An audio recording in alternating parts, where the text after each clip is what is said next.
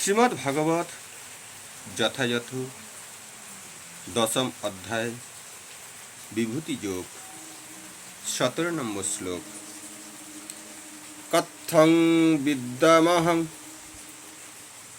যোগিংস্তায়ং সদা পরিচিন্তয়ন কেষু কেষু চ ভাবেষু চিন্তেহস্যি ভগবন্ময়া। হে যোগেশ্বর, কিভাবে সর্বদা আমি তোমার চিন্তা করব এবং কিভাবে আমি তোমাকে জানতে পারব? হে ভগবান, কোনো কোনো বিবিধ রূপের মাধ্যমে আমি তোমাকে চিন্তা করব।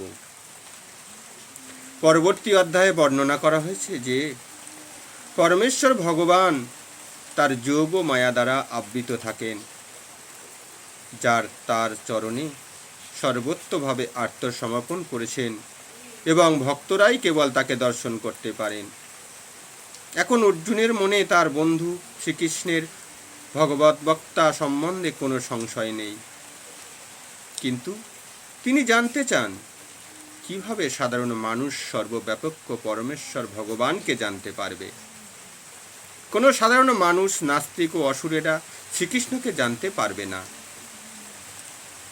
কারণ তিনি তার যোগমায়া শক্তির দ্বারা আচ্ছাদিত থাকেন।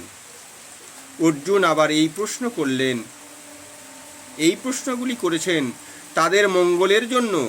উত্তম ভক্ত কেবল তার নিজের জানার জন্যই আগ্রহী নন, কিন্তু সমগ্র মানব জাতিকে জানানোই তার উদ্দেশ্য।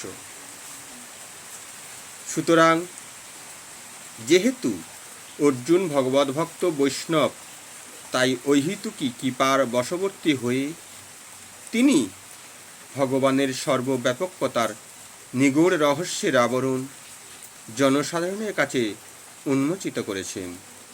তিনি শ্রীকৃষ্ণকে বিশেষত যোগিনী বলে সম্বোধন করেছেন, কারণ শ্রীকৃষ্ণ যোগমায়া শক্তির অধীশ্বর। এই শক্তির প্রভাবেই তিনি সাধারণ মানুষের কাছে নিজেকে আচ্ছাদিত করে রাখেন অথবা প্রকাশিত করেন। যে মানুষের শ্রীকৃষ্ণের প্রতি ভক্তি নেই, সেই শ্রীকৃষ্ণের কথা সব সময় চিন্তা করতে পারবে না, তাই তাকে জড় জাগতিকভাবে চিন্তা করতে হয়। অর্জুন এই জড় জগতের বিষয়াসক্ত মানুষের কথা বিবেচনা করেছেন। কেষু কেষু চ ভাবেষু কথাটি জড় প্রকৃতিতে নির্দেশ করেন। ভাব শব্দটির অর্থ জড় বস্তু। যেহেতু জড় জাগতিক মানুষেরা শ্রীকৃষ্ণের অপ্রাকৃত স্বরূপ উপলব্ধি করতে পারেন না,